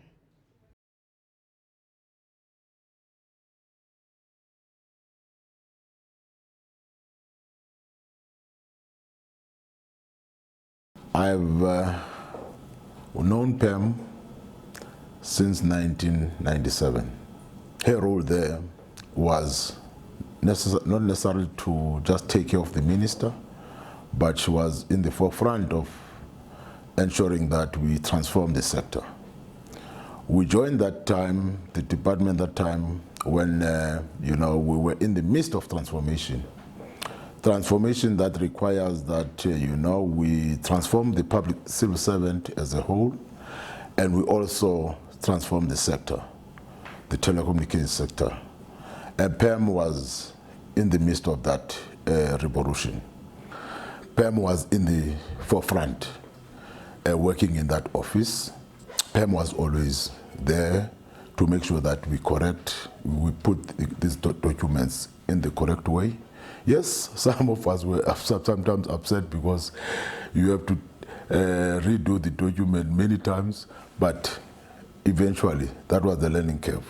I feel very, very privileged in having to attest Sis Pam Malela. She is a sister I have known for many years, I think since the advent of this democracy. I've known Sis Pam from my interaction with the Department of Communication, as well as its many phases as it changed names. Pam has come out to what I call a sister that can mother you and can mother everybody. Pam is a very loving person, an excellent organizer. She is always where everybody else is supposed to be, but she's always the first. to be there. As someone who has been in the industry for more than 25 years, I have always known about CISPEM, but I only met her for the first time in 2017 when I started my current job as CEO of BBI. My vivid memories of CISPEM is of a person who is very helpful towards everybody.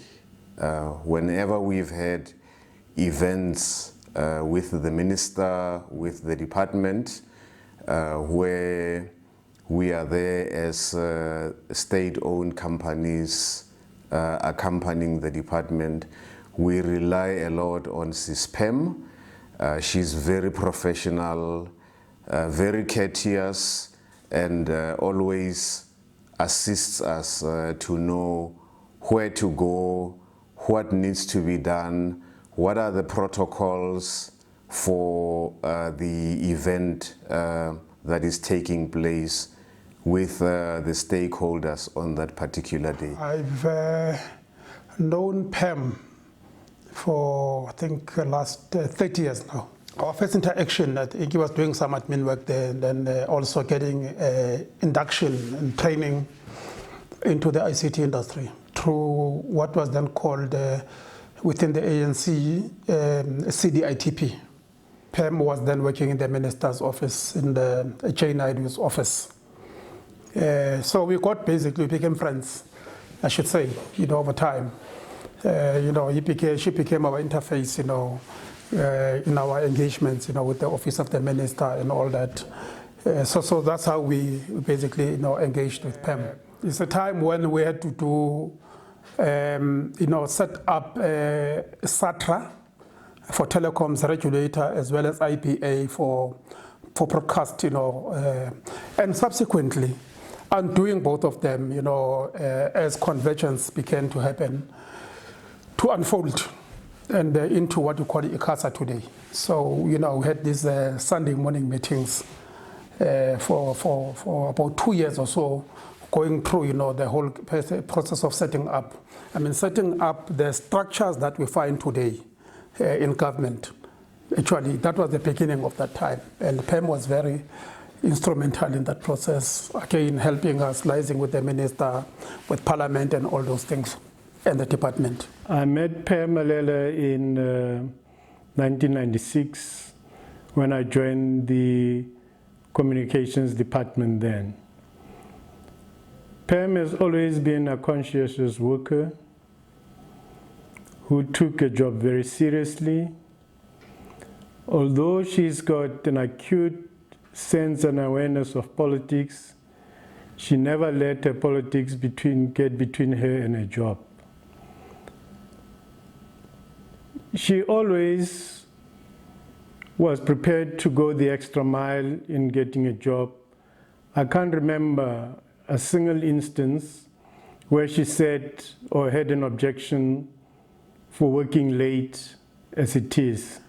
I am really honored to be able to say a few words about Pam Malele.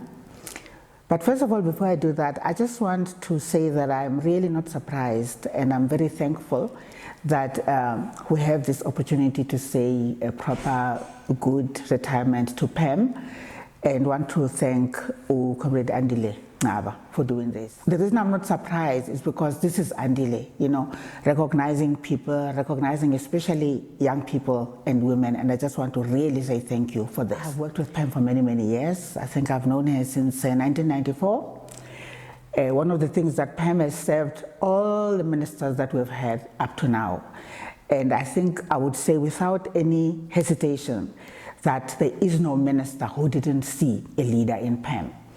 To describe Pam, I would quote what John Maxwell, one of the gurus in leadership, who asked the question, says, when somebody asks him a question in a meeting, who do people look up to for the answer? And I would say whether it is in a meeting or in another situation, as I will explain, without a doubt, it would always be Pam. I've been a friend of Auntie Pam's for nearly 30 years. I met the young Pam Malala when she served in President Mandela's government at the dawn of democracy in the Ministry of Posts, Telecommunications and Broadcasting. She walked with a flounce in her step of determination and purpose to arise to the opportunity to realize the hopes and dreams of the people of South Africa. She did her utmost to learn, to absorb, and to grow in her service to the nation. I come a long way with Pam. I first worked with Pam at the then Department of Communications under Minister, at the time I think it was Mr. Paulo Jordan, then later it was Jay Naidu, and then Dr. Matsepe Kasaburi. And I met her before I joined the department when I was with the community media sector, and then I was with the Independent Broadcasting Authority. Then I joined the department and worked there. Pam has always been the same. From as far back as then in the early 90s to date, Pam has always been the same. I subsequently worked with Pam a lot in the ANC, at the Department of Publicity and Information, and we have been within this ICT sector for all the years. So I would say probably I've got almost more than 20 years with Pam. And one thing I could say about her is one passion for the work she does. She has been passionate about issues of protocol, passionate about ICTs, passionate about the development of people. Hi Pam, it's unbelievable that you are now retiring. I've always thought you are so young. You've seen it all. Ministers, DGs, CEOs of SOEs, new institutions being formed. How do we let go of such knowledge? You have seen it all. You must write a book. And also, you have mentored so many young people who've come and gone in the department. Nothing was ever the trouble with you. Thanks very much for the friendship. Thanks very much for the professionalism. And now for your next chapter. And we look forward to it. Thank you. I'm a former colleague of the lady we're celebrating, a friend of mine, a girlfriend, a sister, and sometimes a confidant of mine, Pam, Auntie Pam, Gogo Pam as my children call her, Rahwate Malela. I worked with Pam in the second administration under Minister Ivy Matsepe Kasaburi. I started knowing Pam in October of 1999, and we still have a very, very close relationship. I know that Pam, for all her sins, is also a very strong activist. And so when I was preparing for this interview, I actually thought, or my comments on Pam's retirement, I thought that the word that comes to mind is a stalwart of the ICT sector, a doyen of the sector. Stalwart, if you look it up in the dictionary, means loyal, reliable, and hardworking. Pam is all of that in everything that she does. She has made a phenomenal contribution to the sector, strengthening links between ministries, the presidency, internally in South Africa, as well as SADC and actually around the whole globe. I met Aunt Pam around 95, 96 in the department. I have worked with Pam on a number of projects, too many to elaborate. However, I would like to reflect on her contribution to the transformation of this particular industry we're talking about. I have been in the industry for more than 25 years. Of those 25 years, I must have worked with ANPEM for at least 20 years. Post-1994, we've seen a lot of transformation in the ICT sector. And that can be attributed to the government of the day as led by the African National Congress. But those achievements were made possible by foot soldiers. And PEM was one of those foot soldiers that contributed immensely to the transformation of the ICT sector. In terms of my interaction with ANPEM, it's very difficult to say from when, because she's the type of person who impacts you from day one and feels like she's been around you forever. I have known Pam since I joined ICASA in 2004. And Pam was more or less, I would say, the person who interfaced the department and ICASA. So she was more or less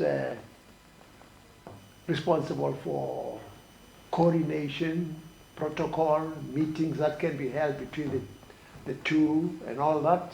I'm very happy that I've been given an opportunity just to come and talk about life and times between her, me in particular, and many other people in the ICT industry, postal, satellite, and yeah, most importantly, her family and people from Alex.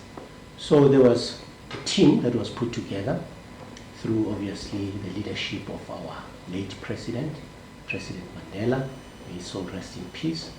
And I'm glad that the ANC identified people like us, including our PEM, to come and sit and talk about how can we then fast track the landscape and make sure that from a democratic process, as we're now preparing for the elections in '94, that we've got solid documents that can prepare for the future.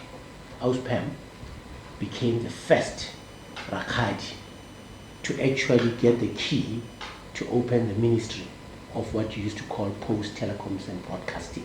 But like as I said, you cannot talk telecoms, broadcast, postal, satellite without hearing the name PEM, Rakadi. I've known Aunt Pam, oh, am I allowed to call her Aunt Pam even? I've known her in another life, but she has always been in the ICT space. But I've started to work with her when I became the Minister of Digital Technologies and Communications in August 2021. And she's been a pleasure to work with. And I love because it has been when we got in, I had to make sure that we complete the broadcast digital migration. And I needed mad people or people with unlimited energy. And Pam is one of those. Her energy, it's out of this world. It's like she bounces like a, you know, like a baby who you have fed lollipops, you know, after you fed them too much, they bounce and bounce and bounce. And you say, I want to go there, and Pam is already there running, we want to do consultations. I can remember when we went to Free State, it was madness, and Pam had everybody there. We were going to switch off, we're going to households, and it was mad. And part of the work that we have achieved, the progress that we have achieved in digital migration, registering more beneficiaries, but also getting more installations going, doing public awareness about the switch-offs and everything, it has been to the great contribution of Aunt Pam.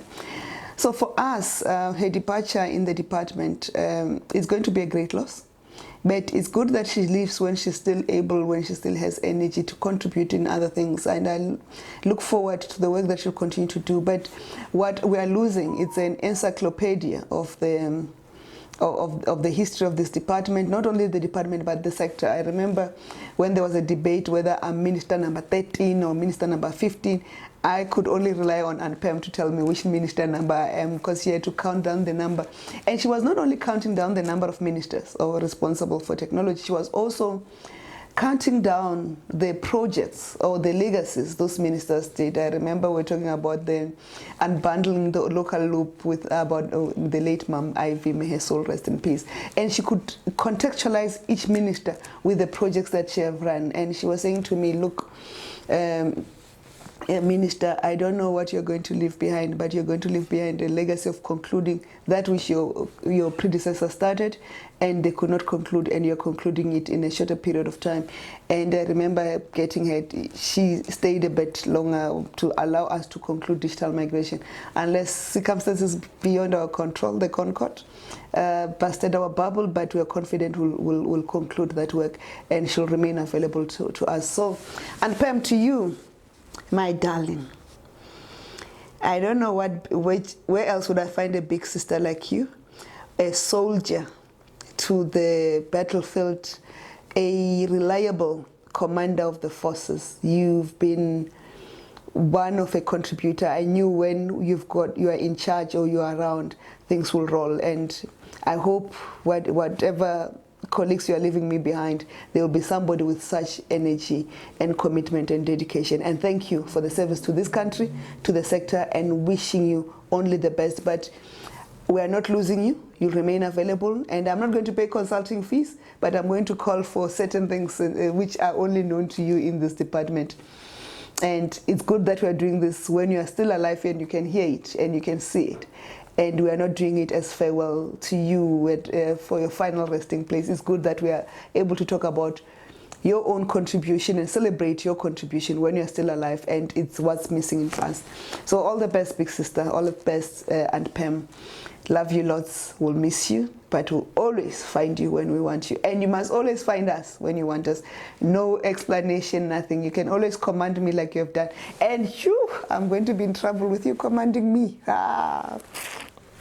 Anyway. The legacy of your lifetime will stand the test of time. I wish you well, Pam. The best of luck. We'll be together going forward. We wish her all the best, and we wish her a happy retirement. And as we bid you farewell, and Pam, you can walk with pride and say, I did make a contribution.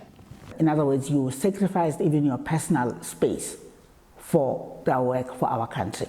And thank you for being a true patriot who has served South Africa so well. And with God, nothing is impossible. So I wish you all the best. Farewell, Mrs. Pam. We look forward to continue work with you, though now with less pressure. We hope not to put pressure on you, but you never know. And also that in your days to come, you plow back, share your institutional memory, your vast knowledge of the sector and how it functions with the new people who are there taking on the baton from you. I love you. I worry about the people around you because you will still think you are in the department. And farewell, my dear sister, my dear friend. We will still have access to you because you are a person, umuntu wabantu. Take this opportunity to wish you well in your future endeavors. And with that, I really wish her a very good retirement era. She needs to relax. She's served her time. She's done a job to the best of her ability. And I do hope that she has more longevity in life. Let's thank our program director for running this event for us. Thank you very much, Michelle. Just to colleagues, thank everybody for coming. Thank you to the Digital Council for hosting us. We really appreciate, that you take the afternoon to spend, and enjoy time with Pam. We really appreciate your time. Pam, we have a project, 2024 30-year report. So please note, when we request you to take a video, be available. When we request you to write something, be available. When we request you to take an audio and record voice note or anything be available. This 30 years belongs to you. It's not going to be written by one person. It's going to be written by all of us. We will just facilitate the production of it. So we really would like to say, when SIPO requests you either to come to where the recording is to be done, you know, please be available. Don't ask us to come to your lawn or your garden. We respect it, but if we want to create a particular background where that recording is to be done, please, we request that don't tell them that you are, even if you are available on a date that will be postponed. It is a project, colleagues, that is going to take us about 18 months. It's not going to be a quick project, but we have to record all of you, everything, your experience, you know, what you have experienced, whether it is 96, 92, 2000, 2010, it doesn't matter. It's not going to be curated. We will post it in one environment so that your children and great-grandchildren can be able to access it. And the only thing we will do is to curate, choreograph it, but your content is yours. It will be there. Be available. We really humbly request. No one is going to be left out. Everybody will be interviewed. Please be available.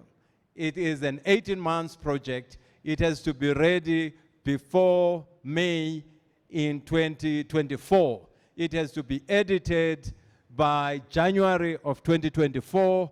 It has to be produced by February of 2024 in order for it to be ready. So we have 2023 to do the recording, the production, and everything. We request you to take it. It is your history. Please enjoy the afternoon. Have fun. Thank you.